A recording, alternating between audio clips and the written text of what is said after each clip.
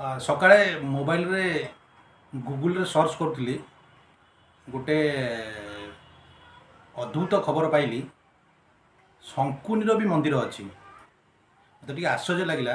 ମୁଁ ଆଉ ଟିକେ ଡିଟେଲ୍ସ ତା ଭିତରକୁ ପଶିଲି। ମୁଁ ଜାଣିବାକୁ ପାଇଲି ମହାଭାରତ ସରିଲା ପରେ ଶଙ୍କୁନି ନିଜକୁ ଦୋଷୀ ବୋଲି ଭାବିଛି। ଆଉ ସେ କ'ଣ କରିଛି, ସେ ଆକ୍ଚୁଆଲି ଶିବଙ୍କର ଗୋଟେ ବଡ଼ ଭକ୍ତ ଥିଲା। ଶିବଙ୍କ ପାଇଁ ସେ ତପସ୍ୟା କରିଛି, ଶିବଙ୍କୁ ସ୍ମରଣ କରିଛି। ଆଉ ଶିବ ଯେତେବେଳେ ତା ଉପରେ ସନ୍ତୁଷ୍ଟ ହୋଇ ତାକୁ କହିଛନ୍ତି କ'ଣ ମାଗୁଛୁ ମାଗ, କାହିଁକି ମୋତେ ସ୍ମରଣ କଲୁ, ସେ ଆକ୍ଚୁଆଲି ତା ପାଇଁ କିଛି ମାଗିନି। ତା ଲାଇଫ୍ରେ ସେଇଟା ତାର ଶେଷ ସମୟ ଥିଲା। ସେ ତା ପାଇଁ କିଛି ମାଗିନି। ସେ ମାଗିଛି କ'ଣ କି, ମହାଭାରତ ଯୁଦ୍ଧରେ ଯେଉଁ ଜନଜୀବନ ନଷ୍ଟ ହେଇଛି, କୌରବ ବଂଶ ତ ନଷ୍ଟ ହେଇଗଲା, ସେଥିପାଇଁ ସେ ଅନୁତାପ ବି କରୁଛି ଯେ ମୋରି ପାଇଁ ଆଜି ଅବସ୍ଥା କୌରବ ବଂଶର। ତାପରେ ଖାଲି କୌରବ ବଂଶ ନଷ୍ଟ ହୋଇଛି ସେଟା ନୁହଁ, ବହୁତ ଗୁଡ଼ିଏ ସୈନ୍ୟମାନଙ୍କର ଜୀବନ ହାନି ଯାଇଯାଇଛି। ସେମାନଙ୍କର ଆତ୍ମାକୁ ମୋକ୍ଷ ପ୍ରାପ୍ତି କରିବା ପାଇଁ ଶଙ୍କୁନି ସେତେବେଳେ ଶିବଙ୍କୁ କହିଛି କି ମୋତେ ଯଦି ବର ଦେଉଛ କି ମୋର ତପସ୍ୟାରେ ସନ୍ତୁଷ୍ଟ ହୋଇ ଆପଣ ମୋତେ ଚାହୁଁଛନ୍ତି କ'ଣ ମାଗୁଛନ୍ତି, ତାହେଲେ ମୁଁ ଏଇଟା ମାଗୁଛି ଯେ ମହାଭାରତରେ ଯେଉଁମାନଙ୍କର ପ୍ରାଣ ଯାଇଛି, ଯେଉଁ ସୈନ୍ୟ ସାମନ୍ତମାନଙ୍କ ପ୍ରାଣ ଯାଇଛି, ସେମାନଙ୍କର ଆତ୍ମାକୁ ମୋକ୍ଷ କରିଦିଅ।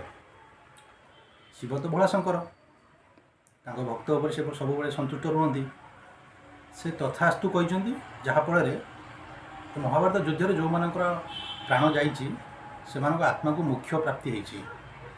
ଏଇ ଘଟଣାଟା ଯେଉଁ ଜାଗାରେ ବସି ଶଙ୍କୁନି ଶିବଙ୍କୁ ତପସ୍ୟା କରୁଥିଲା, ସେ ଜାଗାଟା ନାଁ ହେଉଛି ପବିତ୍ରେଶ୍ୱରମ୍। ପବିତ୍ରେଶ୍ୱରମ୍ କୋଲ୍ଲମ୍ ଜିଲ୍ଲା, କେରଳ ରାଜ୍ୟ। ଯେଉଁଟା ଆମ ଭାରତ ଭିତରେ ସେଇଟା ଅଛି, ଆମେ ସମସ୍ତେ ଜାଣିନଥିଲେ।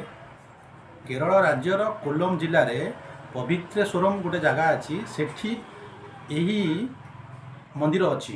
ତାମାନେ ସେଠି ବି ଶଙ୍କୁନିକି ପୂଜା କରୁଛନ୍ତି।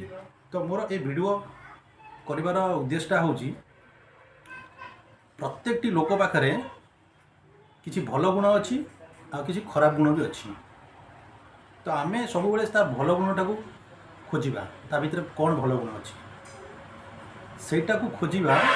ସେଇ ଭଲ ଗୁଣଟାକୁ ଆମେ ତା ଭିତରୁ ଗ୍ରହଣ କରିବା। ତା ଖରାପ ଗୁଣ ସହିତ ଆମର କିଛି ବି ମତଲବ ନାହିଁ। ଜୟ ଶଙ୍କୁନି।